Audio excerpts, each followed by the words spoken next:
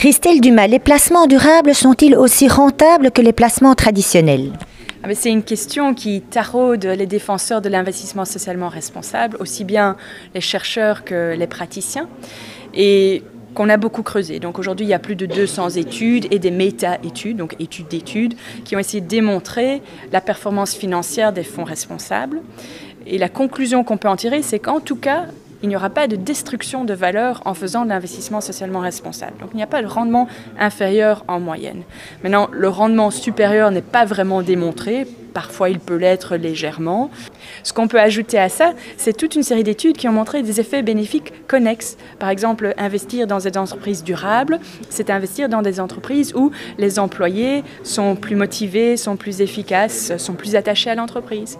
Investir dans une entreprise durable, c'est aussi investir dans une entreprise où le marketing est plus efficace, où la communication avec les clients qui passent par le durable va mieux fonctionner.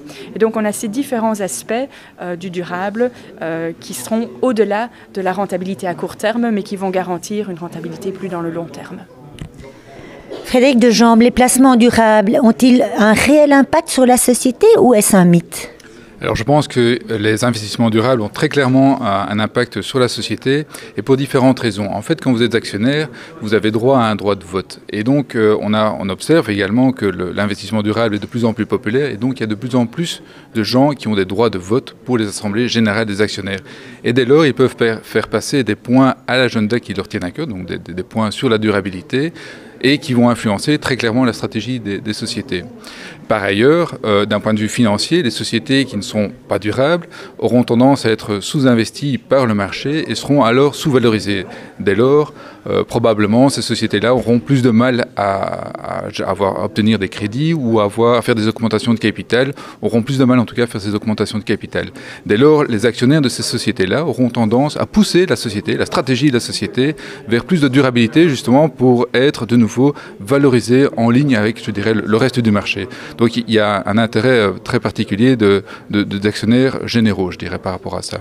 Enfin, il y a aussi la gestion opérationnelle des entreprises qui font que, quelque part, le management peut saisir l'opportunité de la durabilité pour justement induire un nouveau cercle vertueux dans leur gestion opérationnelle, puisque la durabilité, c'est bon pour l'image de la société. En termes de profitabilité, c'est un meilleur usage, en tout cas plus efficient des ressources naturelles et aussi du capital humain, qui est très important.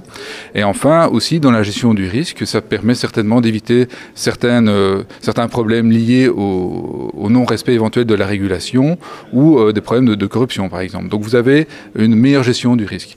Et ensemble, ces éléments-là font que finalement, c'est non seulement bénéfique pour la société au sens large, puisqu'on utilise mieux les ressources naturelles et le capital humain, mais également pour l'entreprise en tant que telle, puisqu'effectivement, elle aura un couple risque-rendement probablement de meilleure qualité qu'une entreprise non durable.